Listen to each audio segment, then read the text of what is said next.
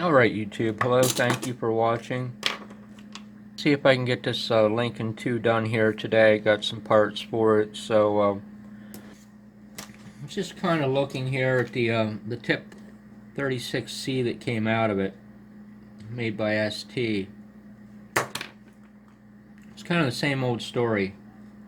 Everywhere you go for something, you can't find it.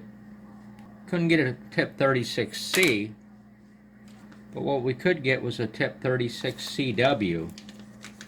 So then oftentimes you gotta play engineer and detective to see what in the heck is actually the difference between a tip 36CW and a tip 36C, other than the tip 36CWs are more expensive. So, I just don't know. And I also don't know why you can't get a tip 36C. At least not for like another year or so, if you're really even lucky about that. At least where I shop around at anyway. So we got a CW here. Now the only stinking difference I see is the CW is specified to minus 65 degrees Celsius, and the C is specified as not having a minimum temperature. But I really can't foresee anybody talking on a radio at less than minus 65 degrees C. So somebody do the math on that and tell me what that is in Fahrenheit. Well, 0 degrees Celsius would be 32 degrees Fahrenheit. So yeah, I can't even do the math in my head on what that what that temperature would be. I'm just gonna use this CW, man. That's all I can really do. This was the one that came out of it, and you can see that the back of it kind of like melted, almost like if there was a thin layer of solder on it. But I think it was like probably tin plating, if I had to take a real good educated guess. So I don't know if it got hot enough for that tin plating to melt off. That's kind of what stands to reason, because I can't imagine that transistor was put in like that new. So, beats the heck out of me. You just never know.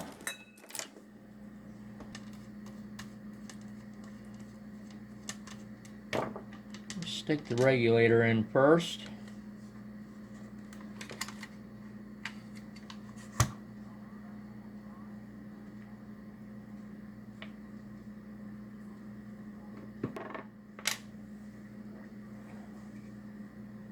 Something that I've learned here, and I'm not following my rule today, is never get the jar of heatsink compound near anything.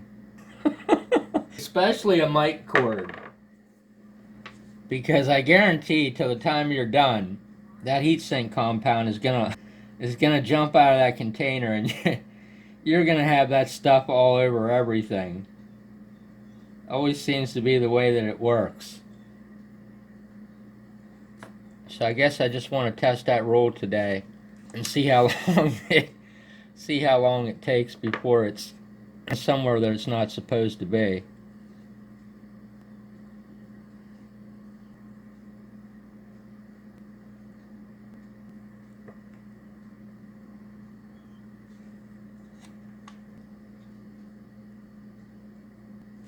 It's kind of funny because I remember the day that I got my Lincoln, and of course, me being the type of detective I am, the first thing I want to do is take the cover off of it and take a look at how it was built.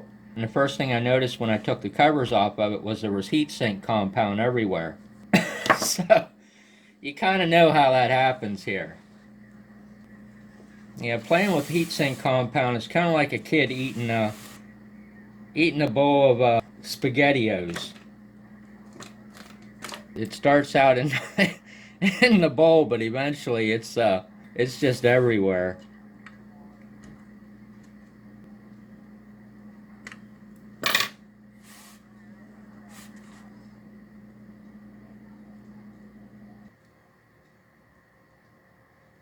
Trying to find a hole down there. Wow. Trying to get it lined up. They've really got this regulator flat down on top of the board, I'll tell you that much.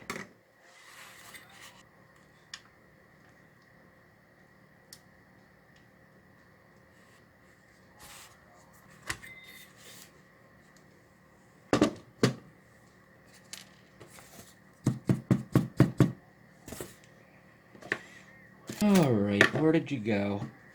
It's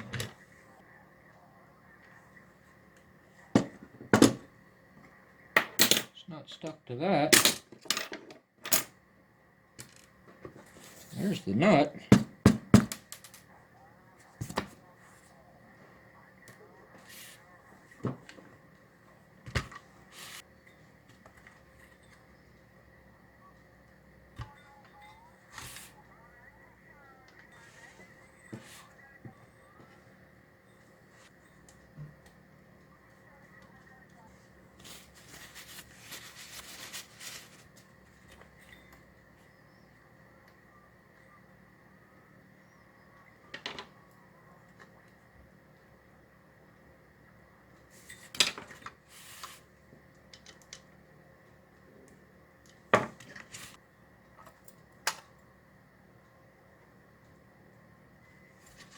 Really can't say that I'm a fan of ceramic insulators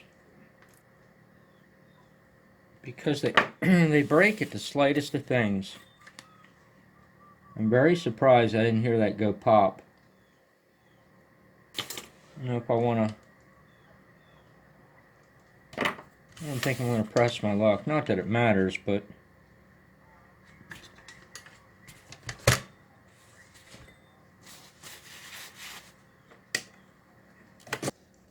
so it could be just me, but you know, I'm constantly reminded every time I look at the spool of solder here that's slowly dwindling down. You know, I never thought I would see the day come where you would really have to look to find a roll of solder for 45 bucks or slightly less.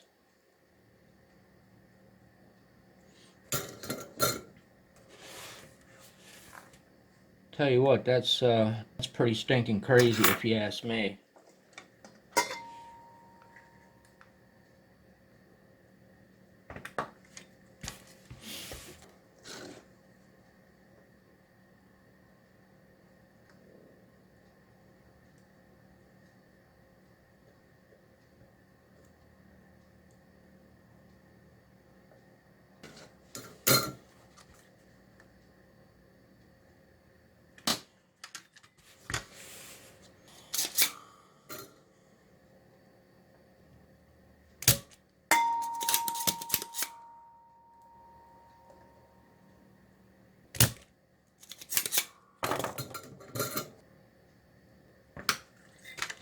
I don't really trust plated through holes. I never really did.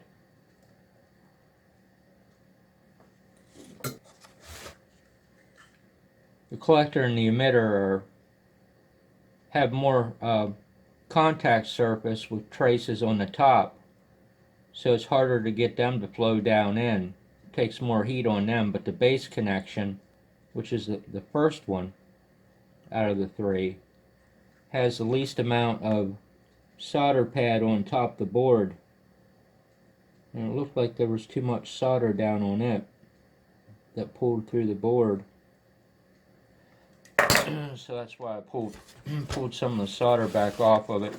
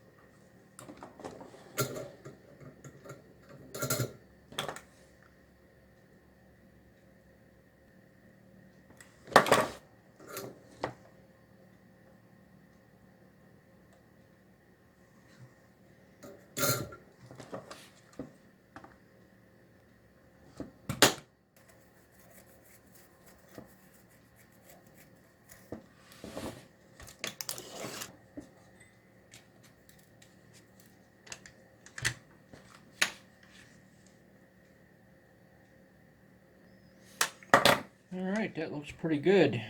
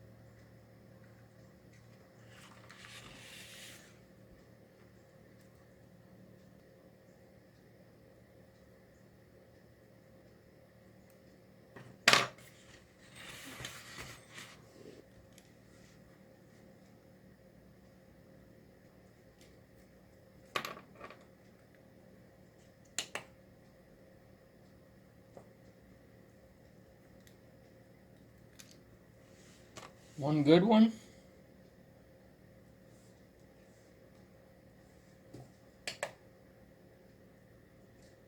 One bad one.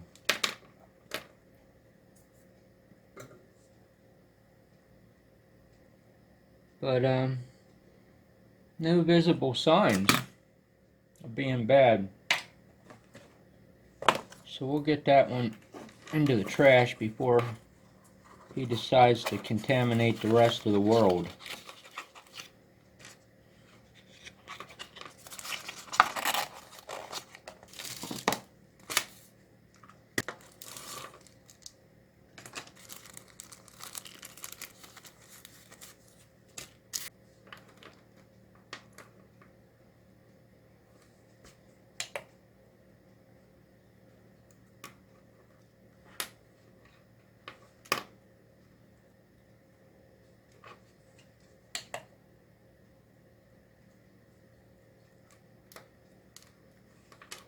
Alright, right on the money.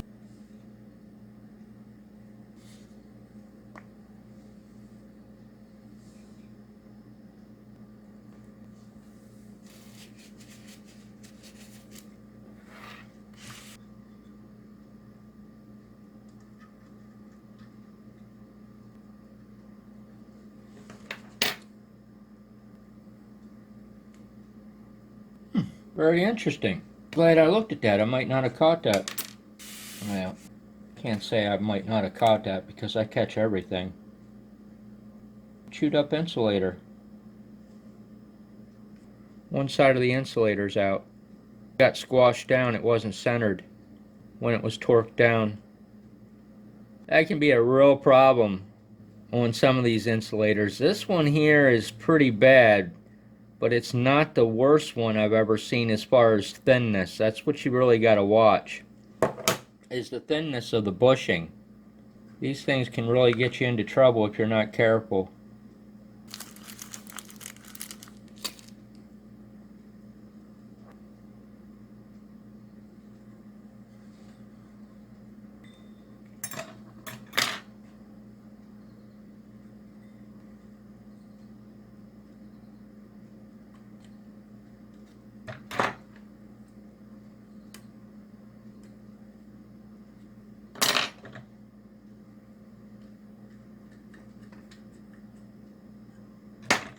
These are pretty thin wall insulator bushings on this. You just got to make sure that the insulator seats right into the hole. Otherwise you end up with a smashed bushing like the one that was in it.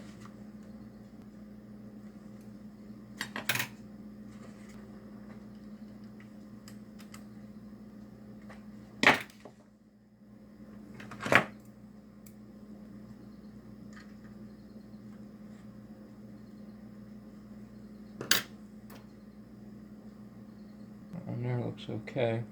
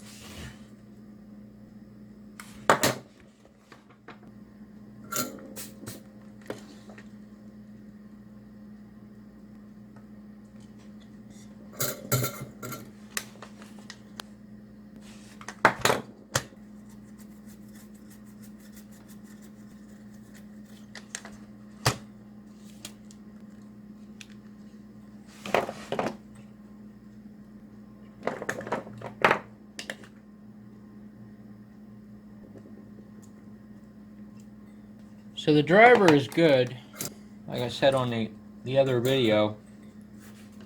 So I've just decided whether or not I wanted to replace the driver or just leave the old one in. It's really 6 to 1, half a dozen to the other. It really doesn't make good sense to replace something that's good. So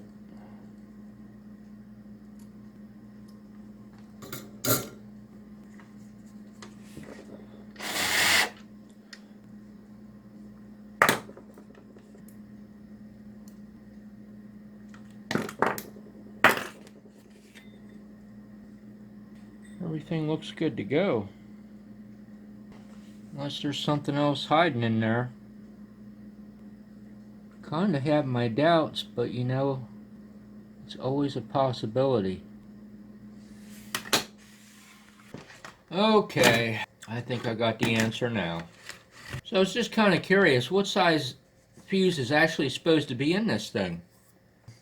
So when I finally was able to figure out what I did with my book here, it says 6 amps, and that makes perfect sense.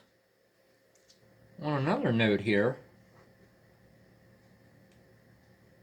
yeah, I just wanted to make sure that I didn't misread this when I bought my Lincoln, because you know I am a technical person. So, kind of scratching my head over this, because when I got my Lincoln, that's the first thing I did, is I went right to the fuse holder. And I looked at it and I looked at it and I said, man, I said, that, you know, you do the math on that, that can't even be right. So I just double checked mine again. It has a 15 amp fuse in it. Who really knows these days where that Lincoln was before it arrived new in the box to me? You just don't know. So this needs a 6 amper. I think that's kind of going to be a problem for me. But since the power on this radio is going to have to be set down lower, I'm kind of thinking it's not going to be a problem. Oh my. Fuses to my Texas Star that blew. Probably wondering why I'm putting a blown fuse back in with a good fuse as well. There's a reason to that. Man, I don't know. It's not looking overwhelmingly great here right now. 5 is really a common number for the level of stuff that I've always done, and kind of because of that fact, it can often be the one that you don't have any of. I can usually tell the 5s. Yep, right there we go. We hit the jackpot. Hit the mother lode. The fuses are becoming a little deceptive these days. And I'm not going to elaborate on why I say that, but it relates to why I put the blown fuses to the Texas Star back in the bin here. So take that 15 out of there. Yep, that's a 5. No doubt about it.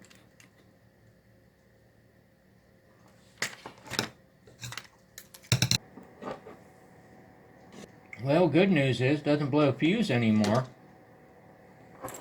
Question is, does it come on?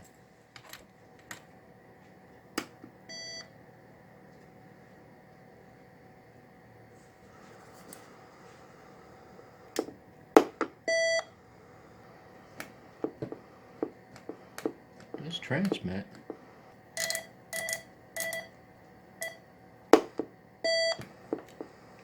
Hello, hello.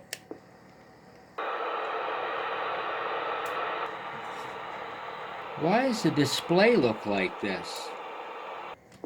Hello, check, check. 1, 2, 3, 4, 5. Hello. Hello, check, check. 1, 2, 3, 4, 5. Hello. Could be my scope's dying. That's always a possibility. Hello, check. Hello, check, check. I think the problem is I got I got too many lights, too many cameras, and too many things all messing with my field of vision. I think that's the biggest problem right now. And when I can't see, man, my brain just tells me all kinds of things that are wrong. Hello, check, check. 1, 2, 3, 4, 5. Okay. Well, now we got the scope going. Hello. Hello. 1, 2, 3, 4, 5. Hello. That's interesting. I wouldn't have expected quite that much RF power out of this radio with that RF turned down that low. So, hello, one. Yeah, man, I'm just kind of scratching my head on this one. I could have accidentally bumped it and just don't remember. But right there's 12 watts PEP on that RF power control, so really anything more than that's going to be too much for an RM Italy 203. Although I do know one person that pushes his to 15. So right there's about 15. One, hello, actually a little over 15. It's very, very touchy. One, hello. So yeah, I don't know, man. If that RF power control was where I thought it was previously, that's too much power for a 203. Sometimes I can beat frequency stuff real well. It's kind of interesting to do it like that. If you want to know if two things are tuned together, if you get your audio coming out of your mouth at the right level in comparison to the audio coming out of the monitor, and it's kind of a placement situation with where your monitor speaker is, but you can beat frequency it together.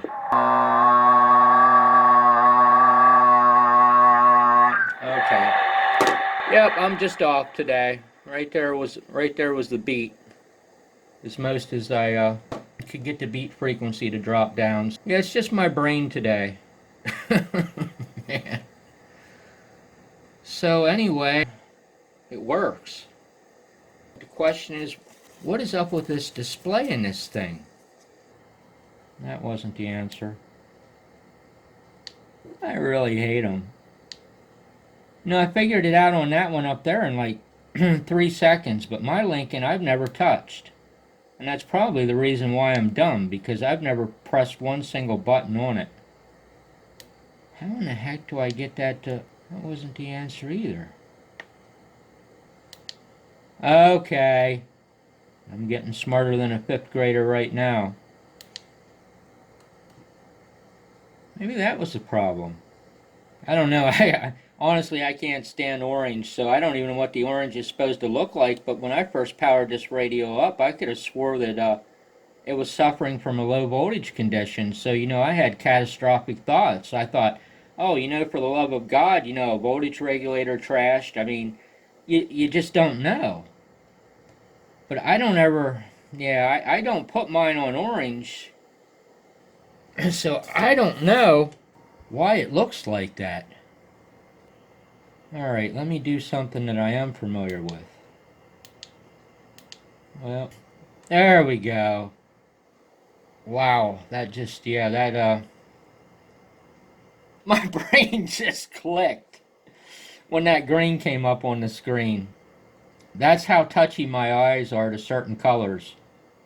It's really weird how certain colors can just kind of really mess with me. But this green always works for me. Yeah, it's just a crappy orange. Because I was seeing these dark areas around there, so I thought it was suffering, from some stupid condition or something. I didn't know. It's not quite as bad on the green. I can still see the shaded in areas a little bit, but it doesn't look nearly as horrible as what the orange color on it did. Oh, check. 1, 2, 3, 4, 5. 1, 2, 3, 4, 5. 1, 2, 3, 4, 5. Hello, check. 1, 2, 3, 4, 5. Oh, this has an unlocked clarifier. Hello, 1. I could kind of hear the beat a little bit better for whatever reason when I was adjusting the transmit frequency on this, rather than what I was adjusting the receive frequency on the monitor radio. So I'm not sure why that is. There might be a difference in clarifier range as to why I could dial it in much quicker when I was adjusting transmit frequency to beat. Yeah, the mic gain's jacked up pretty high on this radio. Hello. Yeah, I think it's fair to say there's a little bit more power coming out of this Lincoln than really what I thought with this RF power control down. It's really not a linear scale. which makes sense. The way the regulator voltage has got to be varied through the control. So you're not going to have anything that's going to be linear where, you know, X amount of turn equals X amount of results. If that makes any sense. Hello, check, check. 1, 2, 3, 4, 5. Hello, 1. So 12 watts PEP is actually pretty low on that power control. So you can kind of see, putting this on AM,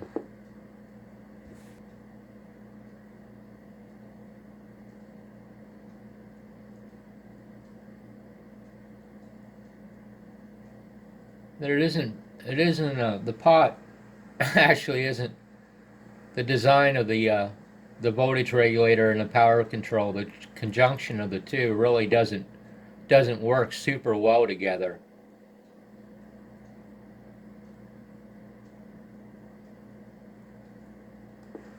Because by the time you get to, you know, 9 o'clock, the power's already leveled out. And then from 9 o'clock up to full clockwise,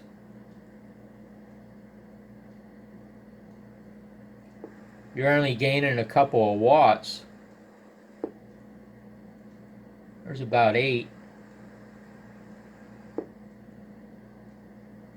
There's about 10.5 or 11. So yeah, these RF power controls are a little deceptive, or they could be a little deceptive. It comes up very quickly, and then it just kind of says, well, we're not going to give a linear increase. And it makes sense why it's like that. It really does.